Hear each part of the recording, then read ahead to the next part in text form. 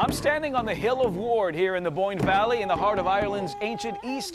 3,000 years ago, this was known as the Hill of Clochta, when on 1 October 31st, a band of Druid priests lit a fantastic fire, marking the end of what was then the calendar year, the darkest time of the year, and the time when the veil between this world and the afterworld was at its thinnest. What happened then marked the beginning of what we now know as Halloween. Is a time of plenty with regards to food, with regards to resources. People are bedding down for the winter, so they turn their mind to their ancestors, they turn their mind to the other world, to other things. It's in our molecules. Halloween, it had to travel the world to get known, I suppose. It got great traction there, but it never lost its hold to Ireland. It never lost its origins. What was known as Samhain in the beginning is now a month-long party for Halloween in this part of Ireland, the Boyne Valley in County Meath.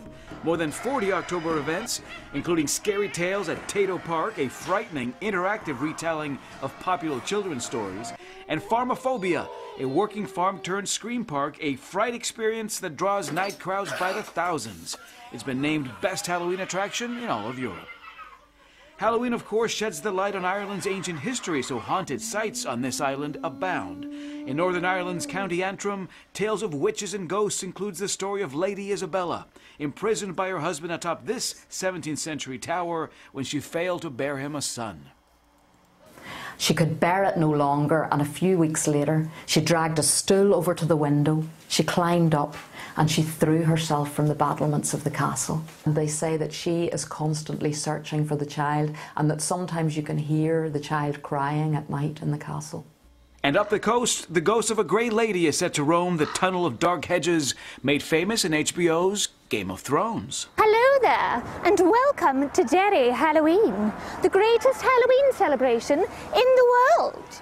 Winifred the Witch is right. USA Today named the city of Derry the best Halloween destination in the world.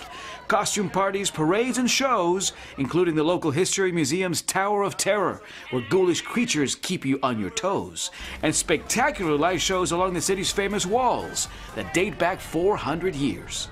It's because the people here own it. They've embraced it. They come out in force and participate. They welcome visitors. People love the experience and interaction with the people of the city and region. So it all started 33 years ago at this pub with an unlikely series of events during a neighborhood costume party. So 50, 60, maybe 70 of our patrons arrived, and they all came early and they all came in fancy dress. And then suddenly the police came in and said, "There's a bomb scare, everybody out." Partiers fled out onto the streets, which would later become known as Derry's very first Halloween parade. Today, at 8 days, Derry Halloween is the city's biggest annual event. I am Dracula, and I bid you welcome. Down south to Dublin, where the city celebrates one of its native literary sons, Dracula author Bram Stoker, with a festival that's now going on 7 years. He's often thought of as being a British author, but actually he is Irish. He was born in Ireland, and a lot of what you can read in Dracula, there's various ways of looking at the inspirations for that, and many of those are considered to be Irish. Dracula also has a starring role in Dublin's brand new Vaults Live, Irish history told through immersive, interactive, live-action theater. Comedy, romance, sure, but plenty of spook and gore as well. Anybody seen Dracula? And the spine tingling continues at Ireland's largest cemetery, Glasnevin, where more than 1.5 million people have been buried since the 1830s, and where the O'Connell Tower offers stunning city views. In the beginning, though, it housed armed guards on the hunt for grave robbers.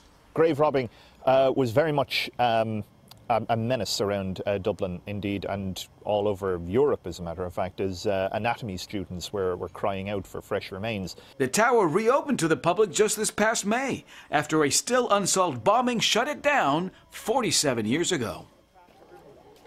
Right next to Glasnevin Cemetery is Kavanagh's, the pub of choice for grave diggers on a break for 7 generations. And these days, the best place to get rid of your fears, one sip at a time.